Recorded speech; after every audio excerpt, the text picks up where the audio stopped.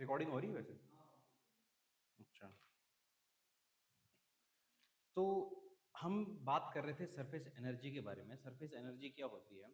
Surface energy जो आपकी है वो डायरेक्टली रिलेट करती है सरफेस टेंशन से, जो मैं ऑलरेडी बोर्ड पे लिख चुका हूँ कि जो सरफेस एनर्जी है और एक होती है सरफेस टेंशन, ठीक है ना?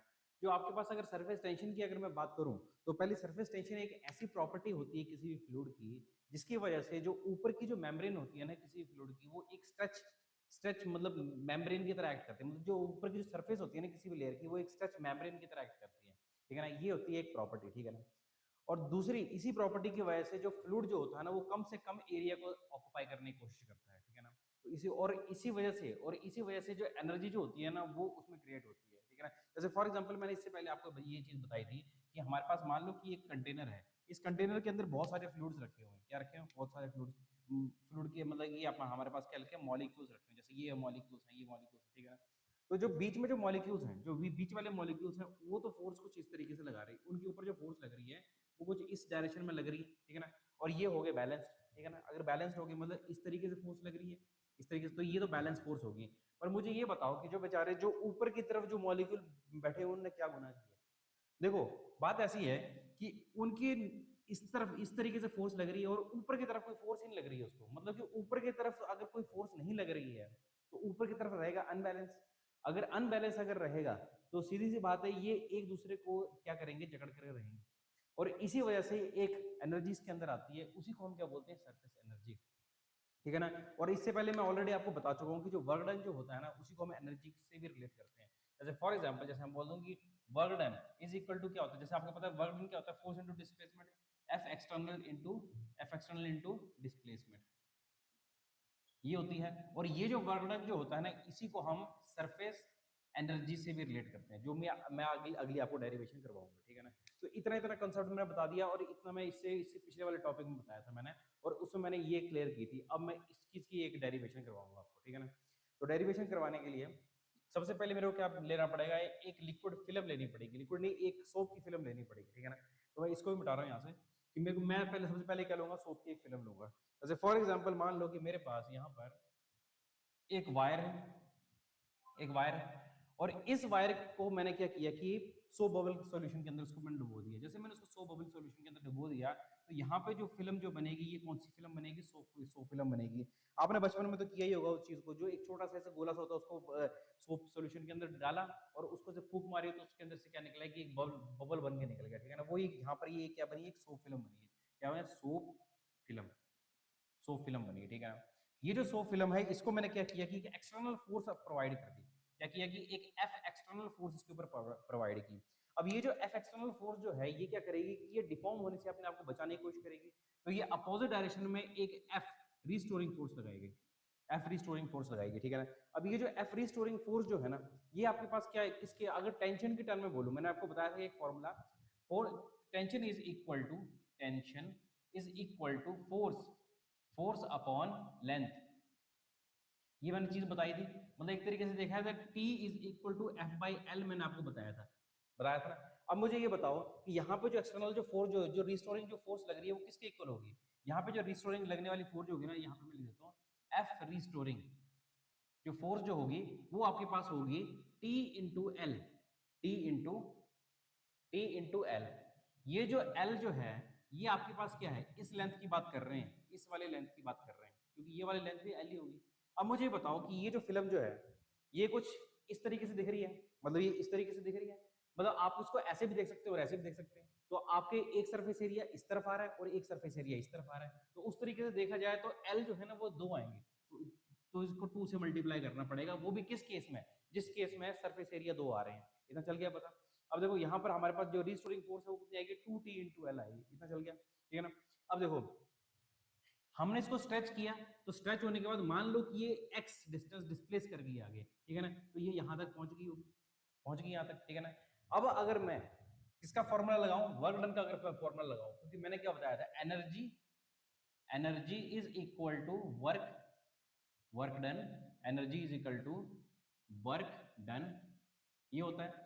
तो वर्क डन हमारे पास कितना आ रहा है? Work done is equal to F external multiply by displacement. Displacement, ठीक है ना। तो work done is equal to F external को मैं क्या लिख सकता हूँ, एफ रीस्टोरिंग भी लिख सकता हूँ, क्योंकि वो इक्वल एंड अपोजिट रिएक्शन है। Restoring multiply by displacement, D I S P, DISPLACMENT, displacement. तो देखो work done is equal to force restoring, restoring force कितना आ रहा है आपके पास 2T into L multiply by displacement, यहाँ पे कितनी हो रही है, एक्स की यहाँ पे डिस्प्लेसमेंट हो रही है। तो मैं यहाँ से क्या लिख सकता हूँ, work done is equal to, आप एक काम करो इसमें से टी को कॉमन निकालो, जैसे मैंने इसको टी को कॉमन निकाला तो अंदर क्या बच गया 2T into 2L into x, मतलब ये जो एक्स है और ये वाला जो एल है, ये वाला एल जो है, अगर आप x और l को मल्टीप्लाई कर देंगे तो आपके पास एक एरिया आ जाएगा, वही तो हमारे पास चेंज इन एरिया है। तो देखा जाए तो work done is equal to T multiply by delta A. तो हमारे पास जब भी वर्क डन की बात करें, जो कि किसके इक्वल होता है, surface, surface energy, surface energy की इक्वल होता है। सरफेस एनर्जी की हम बात करें तो वो किसकी इक्वल आती है, टी इंटू डेल्टा ए। और ये जो डेल्टा ए है ये है चेंज इन एरिया, और टी के आपके पास टेंशन है, ठीक है ना। टेंशन किस चीज की टेंशन है आपके पास है, जो जो सरफेस जो टेंशन है ये वो है, ठीक है ना। इतना इतना फॉर्मूला आप नोट कर लो, ठीक है ना, इतना फॉर्मूला आपने नोट डाउन कर लिया। अच्छा, अब इसके बाद आगे की हम बात करते हैं, ठीक है ना। आगे की बात करते हैं कि अगर अगर एक सोप सोप नहीं, एक अब मैं स्फेरिकल बबल की ड्रॉप की बात करूं, अगर मैं स्फेरिकल ड्रॉप की बात करूं तो उसमें कितना वर्क डन होगा वो आप मुझे निकाल करके बताइए, ठीक है। तो क्वेश्चन में आपके पास, आपको मैं लिखवा देता हूं question, what is the work done, what is the work done. सबसे पहले इसको नोट कर लो, सबसे पहले फटाफट, साथ साथ में नोट भी करते रहा करो आप, ठीक है ना। What is the work done to form a spherical drop, work done कितना होगा उसको उसको निकालने के लिए, ठीक है ना। तो अब इसको मैं मिटा करके यहाँ पे मैं स्फेरिकल ड्रॉप बना रहा हूँ, सिर्फ इस फॉर्मूले को मैं यहाँ पे रहने दूंगा, ठीक है ना, और इसको भी मैं मिटा दूंगा, ठीक है ना। अब देखो हमारे पास एक क्या है, एक स्फेरिकल ड्रॉप है, ठीक है ना। अब इस स्फेरिकल ड्रॉप का एक रेडियस आर भी होगा होगा तो मैंने क्वेश्चन क्या पूछा है, what is the work done to form a spherical spherical drop of radius R, ठीक है ना। उसका रेडियस कितना होना चाहिए, आर होना चाहिए। तो देखो work done is equal to T into delta A होता है। मैंने टी के बारे में तो कोई जिक्र नहीं किया फिलहाल, तो आप टी को ऐसे कैसे रहने दो, ठीक है ना। अब चेंज इन एरिया क्या आया, ठीक है ना, एरिया क्या होता है, A final minus A initial, ठीक है ना, A final minus A initial. शुरुआत में ये ड्रॉप तो बनी नहीं होगी, अगर शुरुआत में ड्रॉप नहीं बनी होगी तो इसका एरिया भी नहीं कुछ होगा, ठीक है ना। अगर एरिया कुछ भी नहीं होगा तो ये कितना आएगा, ए फाइनली आएगा, क्योंकि ये तो हमारे पास जीरो हो जाएगा, ठीक है ना। अब मुझे ये बताओ कि ये जो एरिया जो होता है ये क्या चीज होती है, ये वॉल्यूम कौन सा सरफेस एरिया होता है या इसका लेंथ का एरिया होता है, ठीक है ना। मतलब कि किसके सर्कमफ्रेंस का एरिया होता है या पूरे के पूरे उसके होल का एरिया होता है। ये हमारे पास होता है पूरे पूरे सर्कमफ्रेंस का एरिया, वो होता है 4 पाई r स्क्वायर, ठीक है ना। तो यहाँ पे जो हमारे पास जो वर्क डन जो आया है जिसको हम बोलते हैं सरफेस एनर्जी, ठीक है ना, वो हमारे पास कितनी आई है, इतनी। तो ये सरकमफ्रेंस के थ्रू हम कैलकुलेट करते हैं, ठीक है ना, मतलब कि जो लेंथ जो होती है ना उसके थ्रू हम क्या क्या निकालते हैं, हमारे पास वर्क डन निकालते हैं, ठीक है ना। तो एक स्फेरिकल ड्रॉप जो होती है, जो स्फेरिकल ड्रॉप जो है उसकी जो हमारे पास जो सरफेस एनर्जी जो आई है ना वो आई है हमारे पास इतनी, ठीक है ना। अच्छा, अब नेक्स्ट क्वेश्चन लिखो, what is the work done to form a bubble, what is the work done to form a bubble. अब मैंने इसको स्फेरिकल ड्रॉप को ना लेकर के मैंने यहाँ क्या कर लिया, एक बबल ले लिया, क्या ले लिया, एक बबल ले लिया। मान लो कि ये जो बबल जो है ना इसका रेडियस भी कितना है आपके पास, आर इसका रेडियस है, तो मुझे इसका वर्क डन निकाल करके बताओ, ठीक है ना। चलो देखो, अब यहाँ पे हमारे पास जो आएगा एरिया, एरिया देखो कितना आएगा हमारे पास यहाँ पे, एरिया तो एक तो आएगा हमारे पास एरिया ये वाला, मतलब कौन सा हमारे पास, change in surface area, surface area, इसको मैं लिख देता हूँ ना, सब बोलोगे सर ये एरिया एरिया आप बोले जा रहे हैं कि आप कौन सा एरिया है, ये सरफेस एरिया है, कौन सा ये एरिया है, सरफेस सरफेस एरिया, ठीक है ना। तो देखो वर्क डन यहाँ पे जो आने वाला है वो कितना आएगा हमारे पास, work done is equal to T multiply by area जो आएगा यहाँ पे, पहले बात तो ये देखो सरफेस एरिया जो यहाँ पर आएगा वो आएगा 4 पाई r स्क्वायर, इतना आ गया हमारे पास 4 पाई r स्क्वायर। पर मुझे ये बताओ कि जो सरफेस एरिया यहाँ पे कितने, एक सरफेस एरिया कि दो सरफेस एरिया है, बिल्कुल दो सरफेस एरिया, एक इंटरनल होगा एक आउटर होगा। मैंने फिलहाल यहाँ पे जो थिकनेस है वो माइन्यूट रखी हुई है, जो बबल जो होता है उसकी थिकनेस बहुत माइन्यूट होती है, ठीक है ना। तो अगर माइन्यूट है तो उसके हिसाब से यहाँ पे ये 2 के हिसाब से चलेगा, तो ये बनेगा हमारे पास 8t 4 पाई r स्क्वायर। हमारे पास जो सरफेस एरिया जो है, हम सरफेस एनर्जी जो आई है ना, वो हमारे पास कितनी आई है, इतनी आई है, ठीक है ना। मतलब 4 मैंने क्यों नोट कर दी यहाँ पे, ये हमारे पास आएगी इतनी, टी पाई आर स्क्वायर, ये आई हमारे पास, ठीक है ना। इतना हो गया। अब नेक्स्ट क्वेश्चन आप करके बताओ मुझे, what is the work done to form a bubble of radius r1 and r2, ठीक है ना। मतलब कि हमारे पास हमने क्या किया कि एक, ये हमने एक बबल लिया, ठीक है ना, ठीक है ना, ये हमने बबल ले लिया, ठीक है ना। अब इस बबल में तो आपके पास दो रेडियस है, ठीक है ना, एक r1 रेडियस और एक r2 रेडियस है। मान लो कि ये आपके पास r1 रेडियस है और ये आपके पास कितना है, r2 रेडियस है, ठीक है ना। अब मुझे ये बताओ कि what is the work done, इसमें वर्क डन क्या आने वाला है, ठीक है। तो वर्क डन किस तरीके से निकालेंगे, इस तरीके से निकालेंगे। कैसे, work done is equal to, work done is equal to work done is equal to T multiply by, अब ये बताओ, देखो 4 पाई r स्क्वायर, मतलब 4 पाई r स्क्वायर, r2 का होल स्क्वायर मतलब जो बाहर है, माइनस 4 पाई r1 प्लस प्लस प्लस 4 पाई r1 का होल स्क्वायर। तो सर प्लस क्यों कर दिया, हमें सरफेस एरिया से मतलब है, तो प्लस ही होगा, ठीक है ना। तो हमारे पास यहाँ पे कितना आएगा, 4 पाई t ब्रैकेट r2 का होल स्क्वायर प्लस r1 का होल स्क्वायर, ठीक है ना। ये आ गया हमारे पास वर्क डन, ठीक है ना।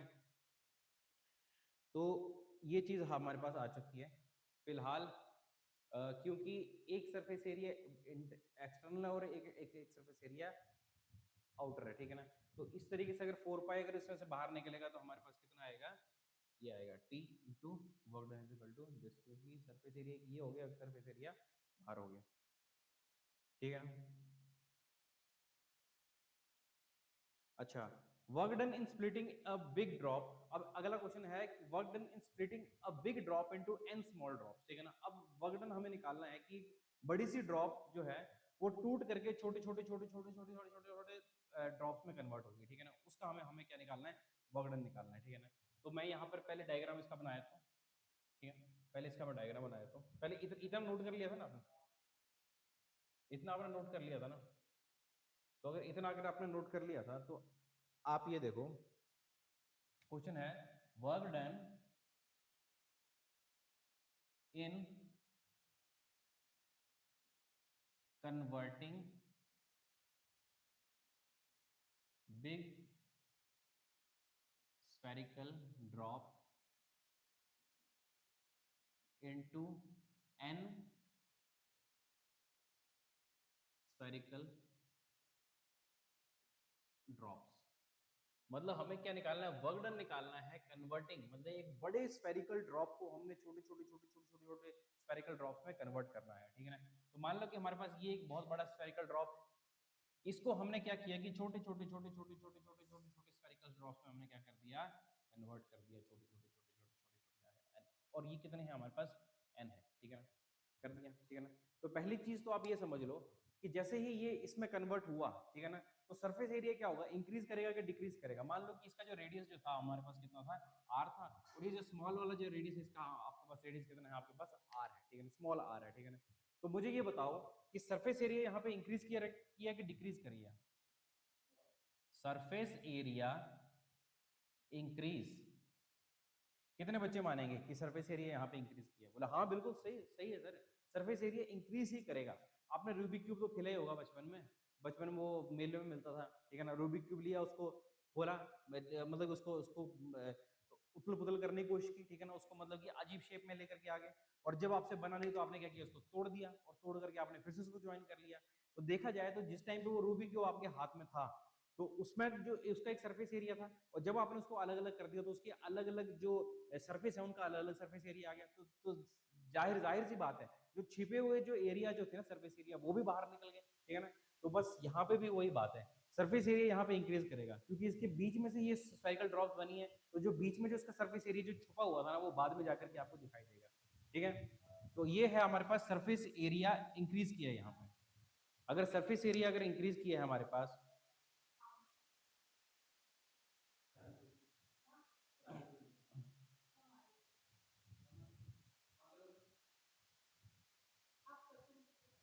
तो सरफेस एरिया यहाँ पे क्या किया, इंक्रीज किया। अब देखो सरफेस एरिया अगर इंक्रीज किया तो मुझे एक बात बताओ कि सरफेस एनर्जी इंक्रीज करेगी डिक्रीज करेगी? सरफेस एरिया के इंक्रीज करने से सरफेस एनर्जी इंक्रीज करेगी। ऐसा क्यों? क्योंकि देखो मैंने आपको इससे पहले ऑलरेडी बताया था कि एक बड़ा सा जो स्फेरिकल ड्रॉप है उसका जो टेम्परेचर होता है, ठीक है ना, वो किसके ऊपर डिपेंड करता है? किसके ऊपर डिपेंड करता है कि उसका सरफेस एरिया है कितना, ठीक है ना। यहाँ पे जो सरफेस एरिया जो है उसके इंक्रीज करने से यहाँ पे जो सरफेस एनर्जी इंक्रीज करेगी, ठीक है ना। पहले मैं यहाँ लिख देता हूँ सरफेस एनर्जी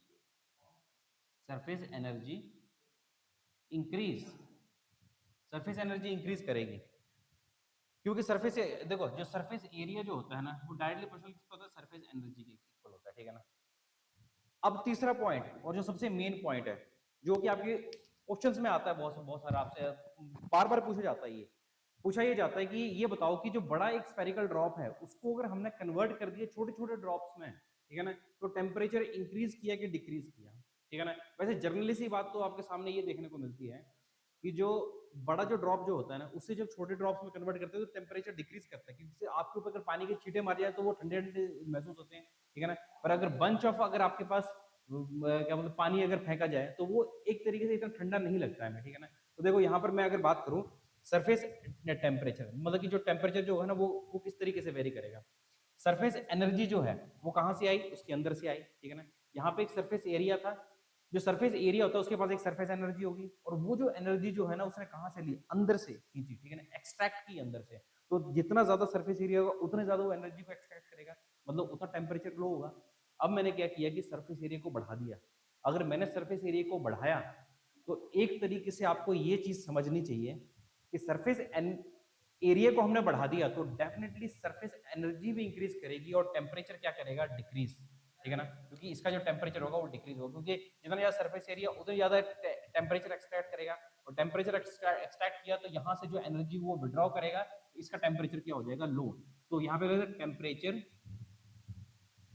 टेम्परेचर बिकम लो, ठीक है ना। तो मैंने आपको ऊपर की जो थ्योरेटिकल पोर्शन है वो तो मैंने आपको बता दिया कि किस तरीके से होगा, ठीक है ना। बस आपने सिर्फ ये याद रखना है कि एक बड़ा ड्रॉप जब छोटे ड्रॉप्स में कन्वर्ट होता है तो जो टेम्परेचर होता है वो डिक्रीज करता है, उसी का उल्टा अगर छोटे छोटे ड्रॉप्स अगर बड़े बड़े ड्रॉप्स में कन्वर्ट हो जाए तो जो टेम्परेचर होगा वो क्या करेगा, इंक्रीज करेगा, ठीक है। चल गया इतना पता, ठीक है ना। तो इसको नोट डाउन कर लो फटाफट, ठीक है ना। अच्छा, अब अगली चीज, अब हमने क्या निकालना, वर्क डन निकालना। ये तो मैंने तीन चीजें बता दी, वो मेन मेन चीजें मैंने आपको बता दी। अब मैंने क्या करना है, अब मैंने आपका इसका वर्क डन निकाल के बताऊं कि वर्क डन इन कन्वर्टिंग, तो क्योंकि टॉपिक ये था work done in converting a big spherical drop into the end spherical drop. तो मैं इसको क्या करता हूँ कि यहाँ पर इसको सबसे पहले मैं इसका वॉल्यूम निकालता हूँ, ठीक है ना। हमें क्या पता है कि इसका अगर अगर आर रेडियस है तो इसका वॉल्यूम कितना, 4/3 pi R cube is equal to 4/3 pi R cube, पर साथ में क्या आएगा, एन आएगा, क्यों, क्योंकि एन स्फेरिकल ड्रॉप्स हैं। इससे ही कैंसिल हो गया, कैंसिल हो गया, हमारे पास बचा क्या, हमारे पास बचा r cube is equal to n into r cube. तो यहां से आर की वैल्यू आई एन 1/3 आर, ये आई हमारे पास।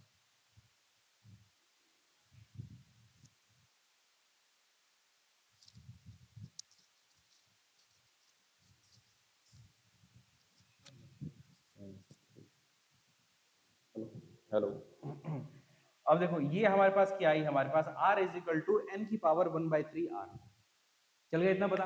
अब ये तो है, ये तो मैंने ओवर मतलब इसका जब जो वर्कडन जो मैंने निकालना ना उसका जो पहला स्टेप है ना वो मैंने यहाँ से आपको दिखा दिया, आर का और छोटे आर का रिलेशन मैंने यहाँ से दिखा दिया, और बाद में जाकर के इस आर अपॉन आर का जो रिलेशन है 1/3 आगे जाकर के यूज होने वाला है, ठीक है ना। इसको मैंने साइड में लिख लिया है, अब मैं इसको लगाऊं मिटाने, ठीक है ना। तो जितने बच्चों ने नोट कर लिया था वो तो ठीक है, और जिसने नहीं नोट किया तो बगल से छाप लो, ठीक है ना। क्यों, क्योंकि इतनी देर से जो जो मैंने ये लिखा है ना उसको आपको फटाफट नोट करना है, ठीक है ना। तो इतना हो गया। अच्छा, अब चीज अगली, हमें क्या पता है जो वर्क डन जो होता है ना, work done work done is equal to, ये क्या होता है हमारे पास, चेंज इन काइनेटिक एनर्जी, ठीक है ना। तो हमारे पास क्या होता है कि area final minus area initial भी आएगा, ठीक है ना। और वो किसके साथ आएगा, मतलब कि मैं आपको ये चलो ऐसे बताता हूँ, एनर्जी एनर्जी के टर्म्स में बताता हूँ इसको। Energy final minus energy initial, ठीक है ना। अब देखो जो एनर्जी जो है ना वो हमारे पास अभी मैंने बताया वो कितनी होती है, T into A final minus T into A initial. ठीक है ना। तो मैं क्या करूंगा, यहाँ से टी कॉमन निकाल लूंगा। पहले वाले का एरिया कितना है हमारे पास, कितना था, कितना है हमारे पास शुरुआत वाले का एरिया, वो हमारे पास है 4 पाई r स्क्वायर, ठीक है ना।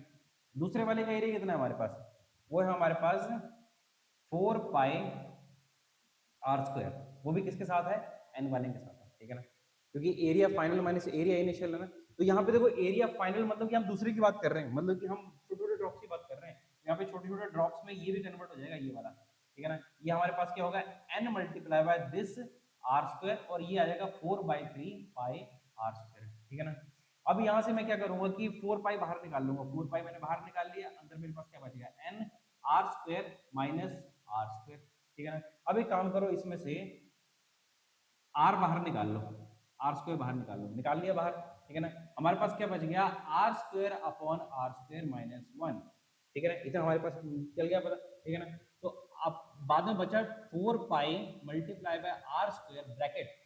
अब इस वाले रिलेशन को पुट करो, ठीक है ना। जैसे मैंने इस वाले रिलेशन को पुट किया तो n अपॉन n की पावर 1/3 माइनस 1, इतना आ गया हमारे पास, ठीक है ना, आ गया ना। अब इसी रिलेशन को मैं ऊपर की तरफ लिख रहा हूँ, यहाँ पे क्या लिख रहा हूँ, यहाँ पे t multiply by 4 pi multiply by r² multiply by, इसको ऊपर लेके चल जाओ, ये बनेगा n1 माइनस 1/3 माइनस 1, ठीक है ना। तो ये हम हमारे पास क्या बना, 4 पाई मल्टीप्लाई बाय r² ब्रैकेट, इसको माइनस करेंगे तो n की पावर क्या बचेगी, 1/3, 2/3, क्योंकि इसमें से माइनस करेंगे 2/3 बनेगी, माइनस माइनस माइनस 1, ठीक है ना। तो एक तरीके से देखा जाए तो बड़े मतलब कि हमने क्या किया कि सिर्फ नंबर ऑफ ड्रॉप्स और विद द हेल्प ऑफ जो इनिशियल जो आपके पास रेडियस था, उसकी हेल्प से हमने क्या किया, वर्क डन निकाल लिया, क्या निकाल लिया, वर्क डन निकाल लिया, ठीक है ना। वहीं अगर आपको अगर दूसरा अगर वर्क डन निकालना है, मतलब कि किसके टर्म्स में निकालना है, स्मॉल ड्रॉप्स की, अगर स्मॉल ड्रॉप्स का अगर देख रखा हो तो बस इसको उसमें पुट कर दो, इस वाले में पुट कर दो, इसमें से r कॉमन निकाल लो, ठीक है ना।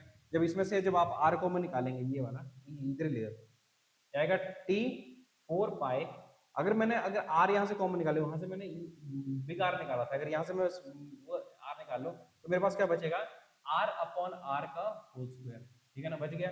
तो ये मेरे पास कितना आएगा, t multiply by 4 pi r² n minus r upon r को मैं लिख सकता हूँ n 1/3 लिख सकता हूँ ना। तो मेरे पास यहाँ से जो वर्क डन मेरे पास आया वो आया 4 पाई r², सेम वही चीज है, वापस क्यों लिख रहा हूँ, ठीक है।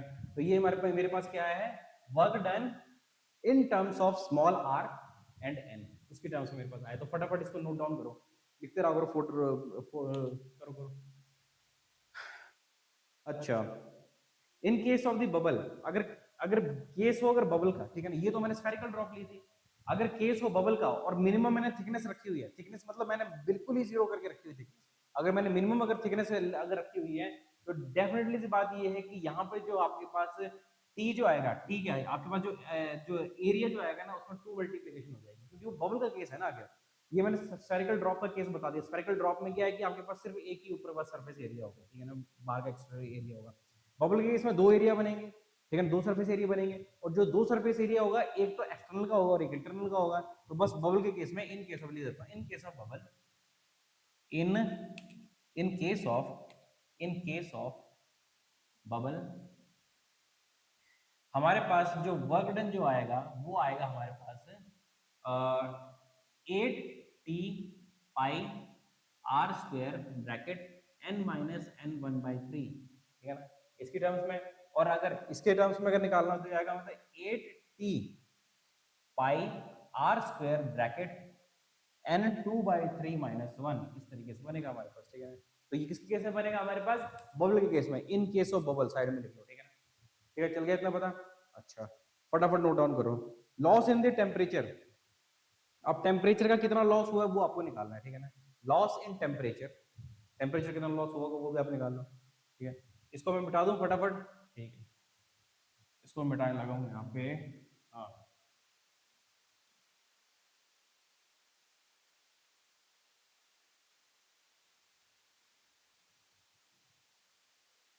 अच्छा, अब लॉस इन टेम्परेचर की बात करते हैं, loss in temperature loss in temperature कितना हुआ बेचारा, एक बबल था, नहीं एक स्फीयर था, वो बेचारे अलग अलग छोटे छोटे ड्रॉप्स में कन्वर्ट हो गया, तो कुछ ना कुछ तो लॉस आएगा टेम्परेचर का। तो कितना लॉस हुआ ये हम फाइंड करने लगे। हमें क्या पता है, heat loss is equal to, क्योंकि क्योंकि हीट लॉस हुई है ना, is equal to heat gain होता है, ठीक है ना। यहाँ पे जो हीट लॉस हुई है हम कैसे लिख सकते हैं, mc डेल्टा टी के साथ में, ठीक है ना। और उसके बाद जो हीट गेन जो हुई है हमारे पास किसकी फॉर्म में हुई है, सरफेस एनर्जी की फॉर्म में हुई है। और सरफेस एनर्जी मैंने अभी निकाली, मतलब सरफेस एनर्जी मतलब वर्क डन, ठीक है ना। तो हीट लॉस को हम वर्क डन के इक्वल भी रख सकते हैं, ठीक है ना, इसको लिखने की जरूरत भी नहीं ज्यादा। तो वर्क डन हमारे पास कितना आया अभी, ठीक है ना, कितना है हमारे पास, T into 4 pi are square bracket N 2/3 - 1, इतना है हमारे पास। एमसी डेल्टा टी मास को हम कर सकते हैं डेंसिटी इंटू वॉल्यूम लिख सकते हैं, is equal to T multiply by 2 pi are square bracket N 2/3 - 1, ठीक है। तो अब ये जो वॉल्यूम जो है इसको क्या लिख सकते हैं हम, 4/3 पाई r³ लिख सकते हैं। C delta T is equal to T multiply by 4 pi r² bracket n 2/3 - 1, इतना लिख दिया।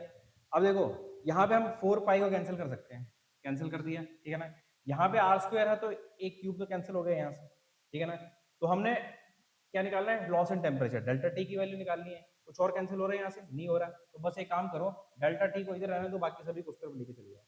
तो जैसे आप उसको उस तरफ लेके चले गए तो हमारे पास क्या बचा, 3t ब्रैकेट n 2/3 - 1, और इन सभी को जब आप नीचे लेकर के आओगे तो ये बनेगा रो r delta T. Delta T तो निकालना है हमने, डेल्टा टी को लिख देंगे सी, इसको बोलते हैं स्पेसिफिक हीट कैपेसिटी, ठीक है। तो ये हमारे पास आ गया केस, ठीक है ना। कौन सा, लॉस इन हीट वाला केस आ गया हमारे पास, ठीक है ना, लॉस इन हीट वाला केस आ गया हमारे पास। तो कर लो फटाफट इसको, नोट डाउन कर लो। अच्छा, अब इसके बाद, अब इसका जो दूसरा केस है हमारे पास, जो इसका जो दूसरा केस है, उस वाले केस में क्या है, work done in converting n spherical drops into a big drop. अगर एन स्फेरिकल ड्रॉप से हम एक बिग ड्रॉप अगर कन्वर्ट करने लगे हुए हैं, तब हमारे पास क्या, हमें हमें कितना वर्क डन करना पड़ेगा, कितनी सरफेस एनर्जी चाहिए होगी और कितना क्या चाहिए होगा, वो हमें आगे फाइंड करना है, ठीक है ना। फाइंड करना क्या, आप डायरेक्टली इसका रिलेशन ही लिख लो, ठीक है ना। डायरेक्टली इसका रिलेशन लिख लो कि work done in formation of the and drops, लिख लो work done in formation of the and drops, जिसमें आप ये कर दो, इसको मैं मिटा देता हूँ।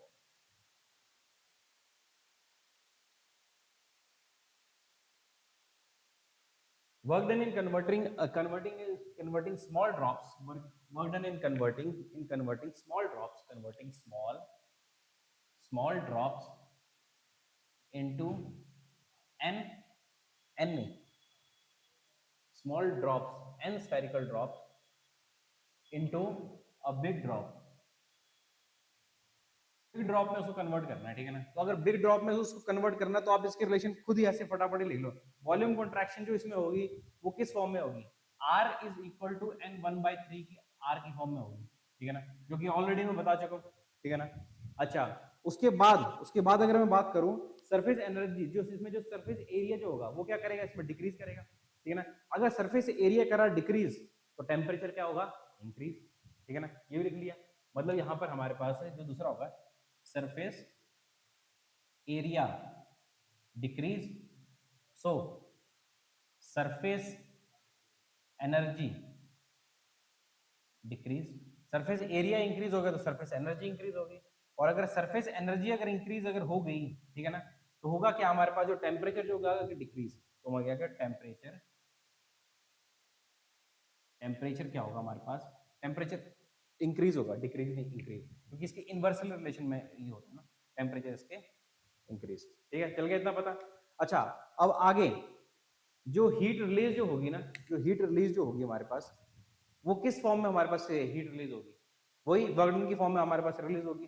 तो आप इसका डायरेक्ट रिलेशन लिख लो, उसमें सिर्फ एक नेगेटिव फॉर्म आ जाएगी, ठीक है ना। आपके पास जो वर्क डन जो आएगा ना, work done is equal to -4 pi r T bracket n2/3 - 1, ठीक है, n2/3 - 1, ये मतलब कि इस फॉर्म में आप इसको लिख सकते हैं, नेगेटिव की फॉर्म में इसको लिख लो बस। बाकी क्या याद करना, क्योंकि बाकी इतना डेरिवेशन करने की जरूरत ही क्या है, जो पिछला जो मैंने डेरिवेशन कराया था उसी से रिलेट करता है। बस डिफरेंस यहाँ पर ये है कि एक आपके पास नेगेटिव है और एक आपके पास क्या है, पॉजिटिव है, ठीक है ना। अच्छा, अब इसके बाद अगर मैं बात करूँ कि अच्छा सर क्या बोलते हैं आधे घंटे की हो जाएगी ना? हैं? क्या चल रही है? क्या ऑनलाइन भी चल रही है अभी? ऑनलाइन? कनेक्ट कर दिया है? अच्छा, अच्छा कनेक्ट करने को देख रहे हैं। तो अभी अभी अभी कितनी देर की होगी ये? मैं सोच रहा था कि अभी अभी आधे घंटे ही करता हूँ ना, बाद में करूँगा इसको क्यों ज़्यादा ना। आधे आधे घंटे हो चुकी है ना? मैंने अभी आधे घंटे की अपलोड करनी थी मैंने। मैं अपने यूट्यूब चैनल पे मेरा क्योंकि है ना उसमें क्या है ना कि मेरे फ़ोन पे तो स्पेस है नहीं है, तो अपने यूट्यूब में कर देता हूँ, अपन कर दे रहा हूँ डिलीट। तो फिर बाद में जिस टाइम